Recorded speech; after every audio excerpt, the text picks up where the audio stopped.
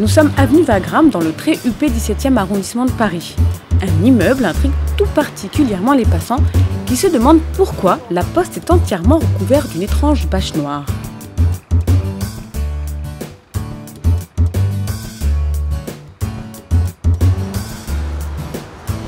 Mais que fabriquent ces funambules des temps modernes qui semblent travailler d'arrache-pied?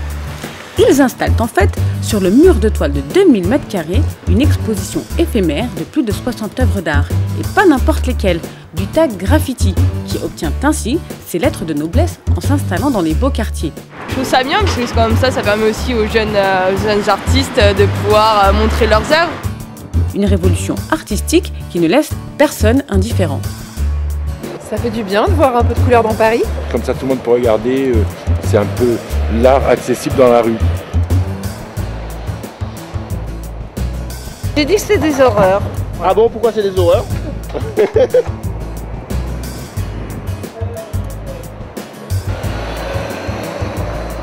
Ça, franchement, ça fracasse ça. Ah ouais. Ça nique sa race, comment c'est trop bien.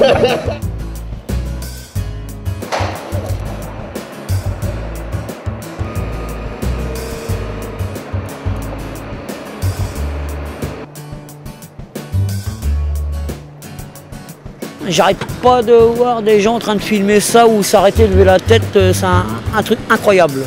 Ce musée à ciel ouvert accueille tous les courants du tag et du graffiti. Des pionniers américains comme Taki 183, à l'origine de cet art, à Bondo le précurseur français, et bien d'autres artistes sont exposés.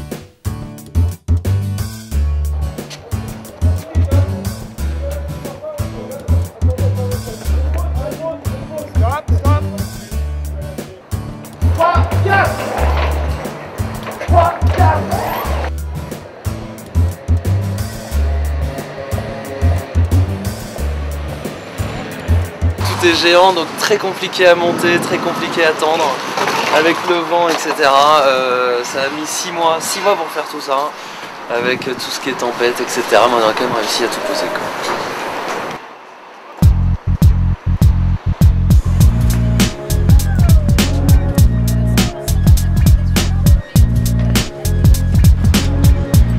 À l'origine de ce projet un peu fou, le pari de deux amis de longue date, Alain-Dominique Galidia, architecte et expert en tag graffiti. Alors aujourd'hui nous recevons 24 graffeurs, il y aura près d'une centaine de toiles en tout exposées. Bonjour, tu vas bien? Bonjour, ça va? Alors on a pris les meilleurs, on a pris ceux qui sont les plus importants dans le mouvement, et l'idée donc c'est de pouvoir exposer en tout près de 100 artistes différents, 100 toiles qui seront vendues par la suite par la société Arcurial, par Maître Tajan, au profit de l'association Paris Tout Petit, qui est une très belle association qui aide les enfants, et vous savez que c'est un art d'enfant à l'origine, donc finalement ça se rejoint et certains artistes vont venir taguer avec des enfants également sur place.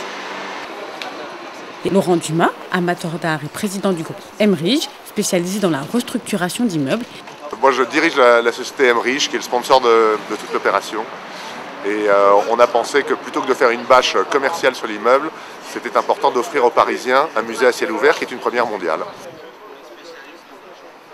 Donc on travaille en coopération avec les services sociaux, publics et privés de Paris, notamment avec la mairie de Paris.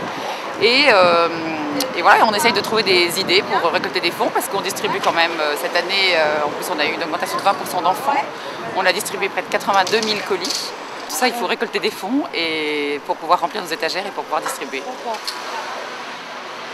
On me dit souvent le tag n'a pas sa place dans les musées, c'est dans la rue. Et bien puisque le tag a du mal à venir dans les musées, c'est le musée qui va aller dans la rue. Je crois qu'il est temps, et c'est un des objectifs de cette opération, de réconcilier la ville avec ses artistes, de faire en sorte qu'il y ait un dialogue et un échange, et que la ville mette à disposition ses murs et les offre aux artistes qui en retour offriront leur travail à la ville. Et donc tout le monde sortira gagnant de cet échange. Les gens pensent que le graffiti c'est juste du vandalisme. Le graffiti c'est un art.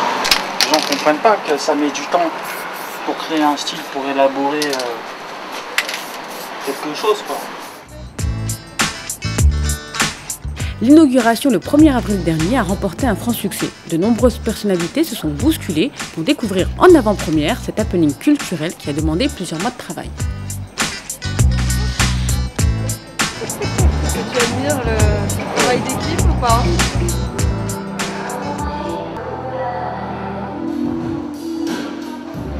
Babylon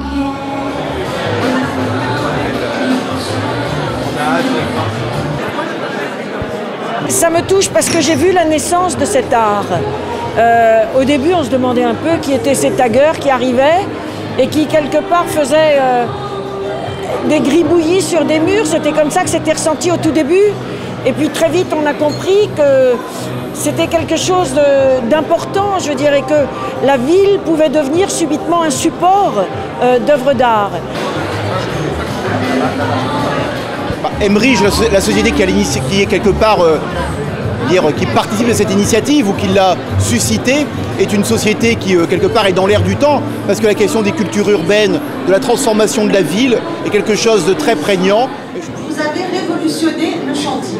C'est-à-dire que maintenant, tous ceux qui vont faire des chantiers vont se dire, voilà ce qu'a fait Emmerich, comment peut-on faire mieux? Ce musée à ciel ouvert, tel que vous l'avez défini, c'est pour nous une vraie chance dans cet arrondissement.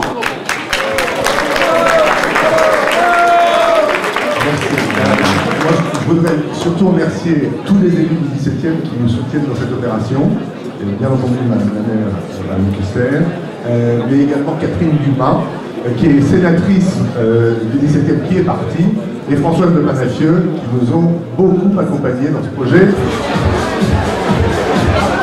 Non, je suis venu pour un ami qui s'appelle Gouze, qui est un peintre et qui expose ici aussi. Et voilà, comme j'ai baigné dans cet univers toute mon adolescence, dans le graffiti et le hip-hop et les quartiers populaires français. Alors pourquoi tu as voulu t'associer à Emmerich?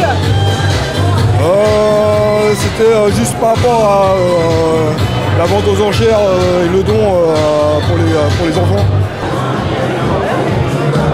J'ai le visage caché parce que j'exerce aussi le graffiti dans la rue et je veux pas du tout qu'on me reconnaisse par rapport à ça. Et je préfère que ma peinture parle d'elle-même. Donc qu'on se retrouve à rue Wagram exposé en géant, c'est l'aboutissement de 20 ans de travail en fait.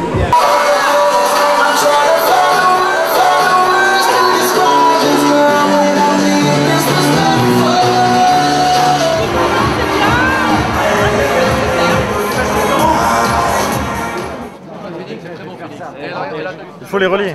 Ah bon? Alors les enfants, on est contents? Ils sont. Et moi, je peux m'ajouter ou pas? Ah ouais, super, merci.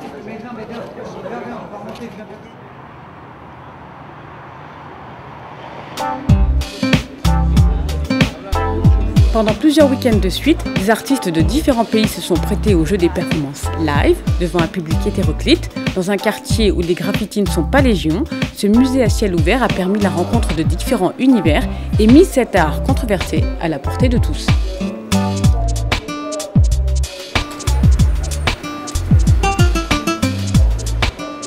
On critique beaucoup les tags dans la rue, mais sur un tableau, ça change.